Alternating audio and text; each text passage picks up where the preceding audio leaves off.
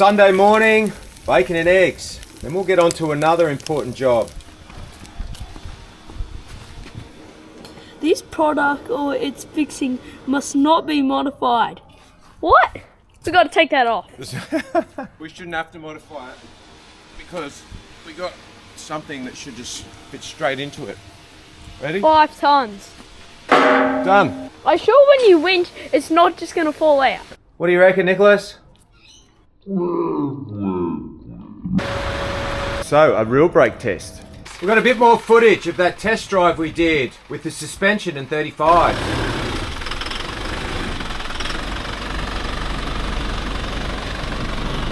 We get delivery of the wind deflector for the ARB base rack. So I'm going to say I'm happy with the setup I've got. We've got no clearance issues anymore and I've got the maximum out of the suspension.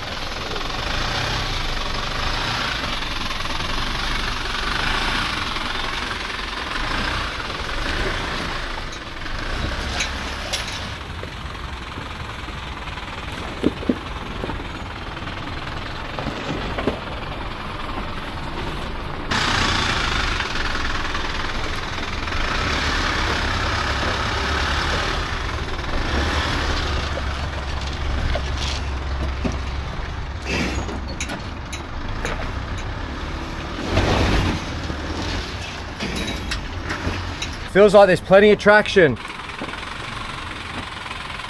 My biggest concern is the brakes. Where I am struggling, it's the downhill.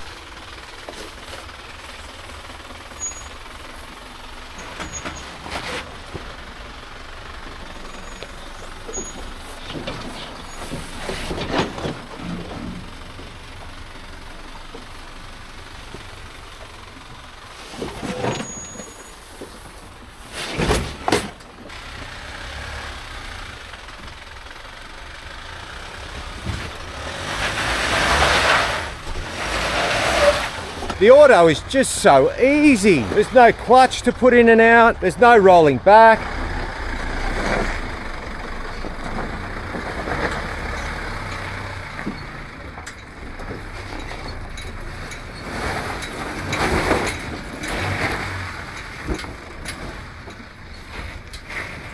That was pretty good there for an all-terrain. Impressive.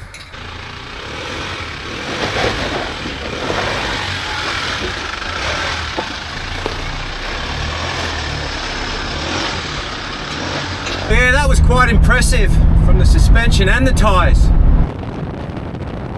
Another thing I probably shouldn't be doing now that I am, but just for a little ways, is I'm driving on the highway at 90k an hour on the 18 PSI and the tyres feel amazing.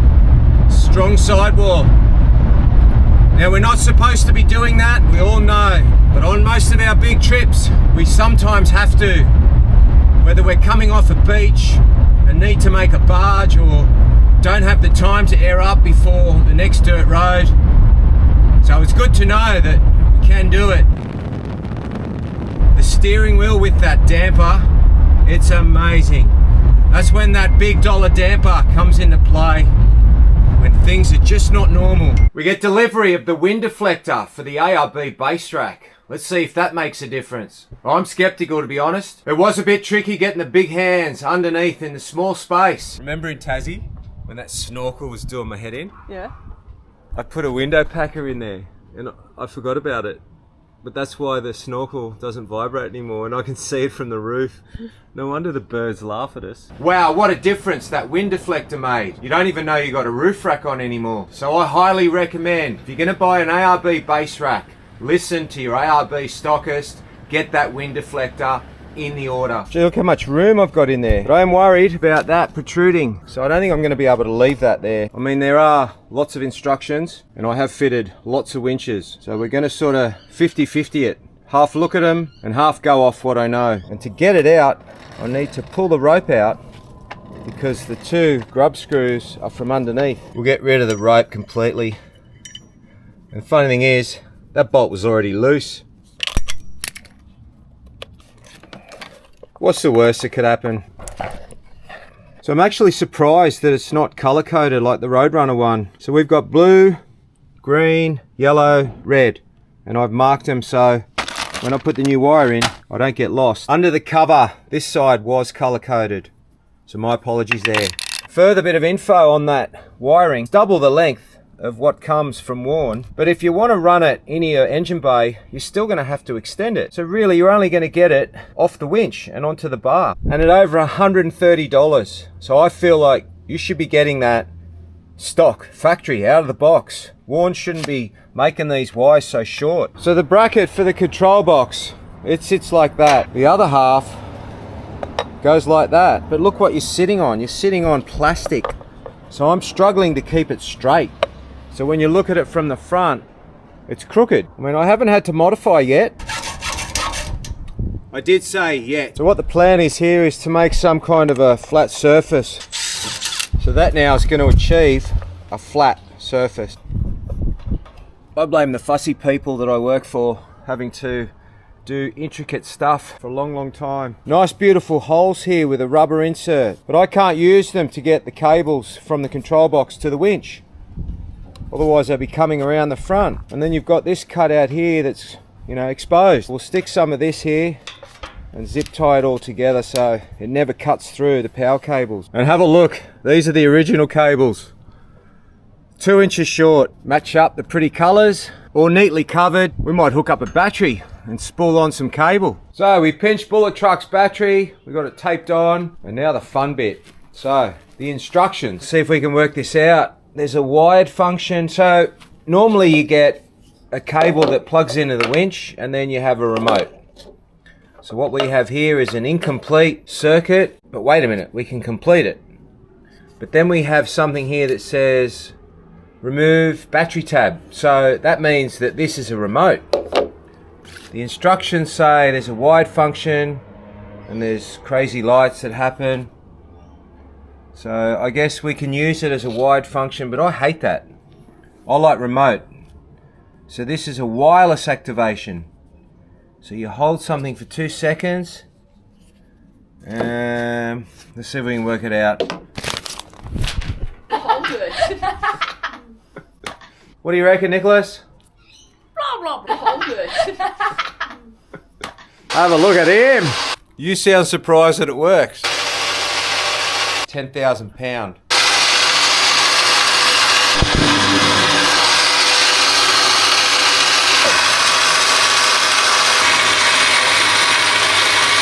Big heavy load. So I've got my Rancho RS9000 set at the softest setting, which is all the way anti-clockwise. So we've got 9 settings going clockwise to harden it up. So I'm going to go probably 3, 4. We'll go 4.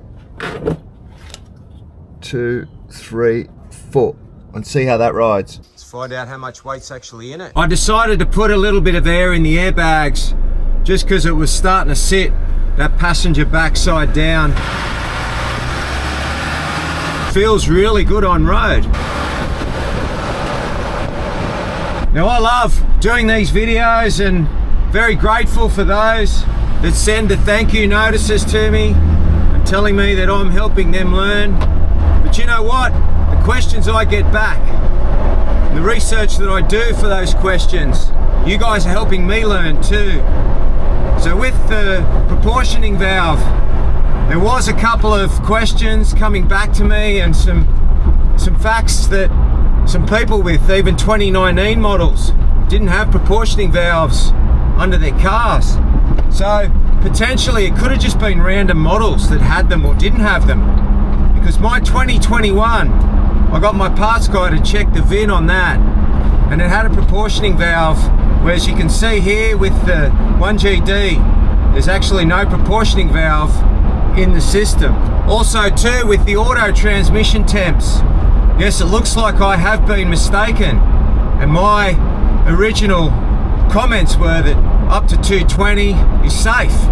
It seems that 220 is actually high. Thank you guys for pulling me up on that. The other thing I want to talk about is there's a 1 and a 2 temps, and quite a variant between them.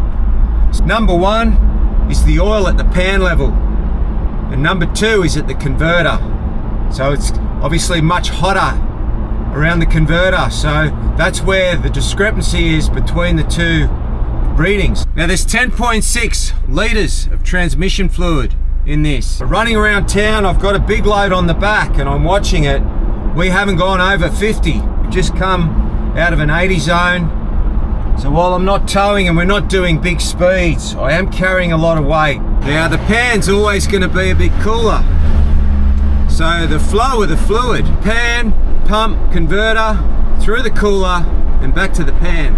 Now my service intervals on my auto, I'm going to make sure that I probably don't go past 25,000. I'm going to have to learn how to do that. First ever auto that I've owned that I need to look after. Now the other question we're all asking, and we've got a little guessing comp going on our socials, on Instagram and Facebook, is how heavy is this load? So we're going to be pulling up to the Weighbridge at the tip very soon, and I'll reveal that. We've got about 25 guesses happening on Facebook, and we've got a beanie and a hat from Penrite and a Team Bullet sticker pack to give away to the closest guesser. We're approaching the Weighbridge. Will we give our GVM a run for its money?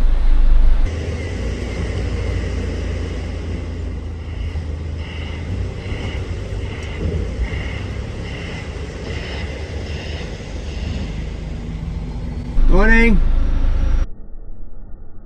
Wow, 50 kilos under our GVM at 3460.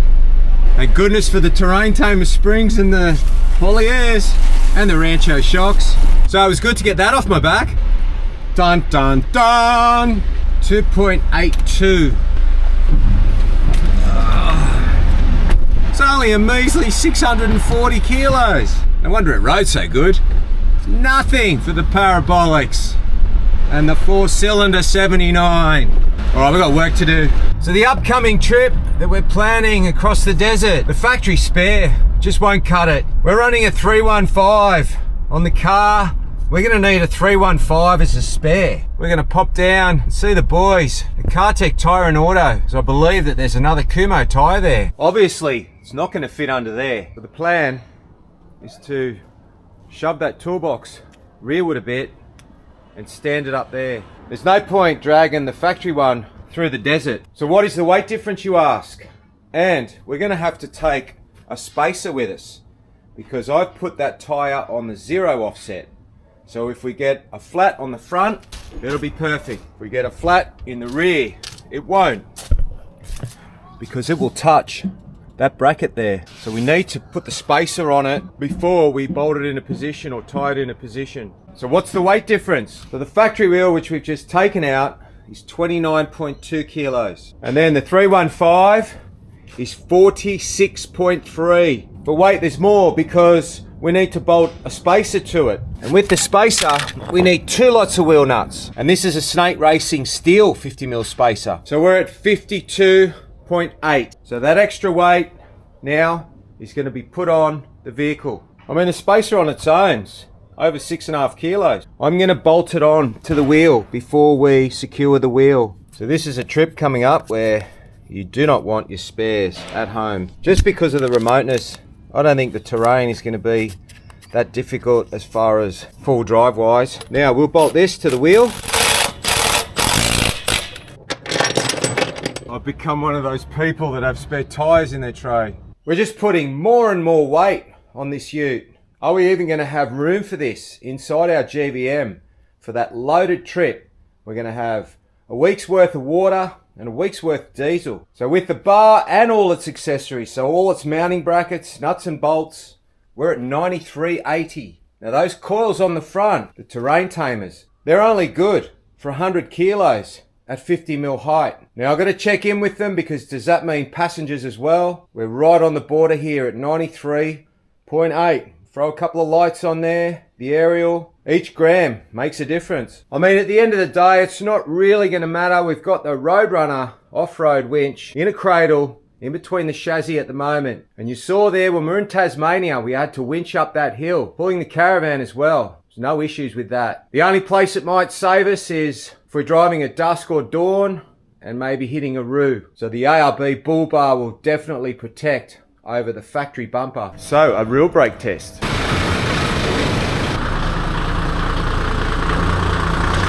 So I'll it's on the rollers. There's the weight left and right, 660 kilos, 690 kilos. And we start up the rollers. Right, so that's our rolling resistance then, which is good, that's pretty low. All right, so that's our braking force. So we've got about 5 kilonewtons a side, which is, that's saying that's just under 70%. The Morris the 80 series, that's a good test of how good my wheel bearings are. So that's a little bit higher, the rolling resistance, than we saw on the 79. Slightly bigger tyre too. So that's far less pedal force, stab. So 73. So way better. So there's our rolling resistance. That's good. That's good? Yep. Yeah, that's struggling. Struggling, isn't it? So I've got about 90 kilos into that pedal now. So you're pushing hard. Yep.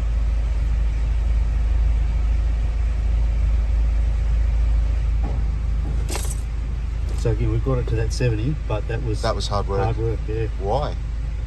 Yeah, I don't know. It's maybe because of the bigger tyres. We'll run that one more time. Yeah, but that's a lot of force you're putting down. Yep. Yeah, I've got over 100 kilos on that now. It's better, but I really had to hook into that to get that. The handbrake's good. Is it? Yeah, the handbrake is good in this. Hasn't had mud in it yet. Yeah. No salt water. No salt water. So this is where you were fighting to stop mine. How's the foot pressure? So that's still just on my toes. I'm not, there's no pullback on the steering wheel. And that's limit of traction on the tyres, about that 60% again. Go for an emergency stop. But if you had to compare, are we nearly the same in the back? No, you're braking easier. Yeah, much easier, yeah. We do have a problem we need to address. Yeah, you might need to whip the wheels off and have a look at the discs, see if they're blue or glazed or cracked. So we're expecting this to be better or worse? Numbers wise, deceleration wise, as a percentage of the mass, that should come up. It's exactly the same. It's getting worse and worse every time. Well, see, I think I've done damage to them. Just towing the van on all those big trips up and down hills, it's always the front that gets really hot. Yeah, so that squeal could just be from glazing in a military vehicle. So there, we've got it to the nearly 70, the same as we had last time. But that's less braking force because there's less mass on it. So at 2150 on the back now. Rolling resistance is a bit higher, that's what you expect because the tyre's deforming. So it's about 40 kilos on the pedal there. Same.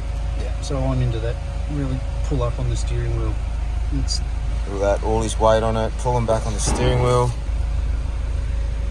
And we're at 50%. That's the pass. That's no proportioning valve. That weight made no difference. No, it hasn't increased the force. No. Alright, so here we go. I'm going to hit it hard and fast. It's got us to 60.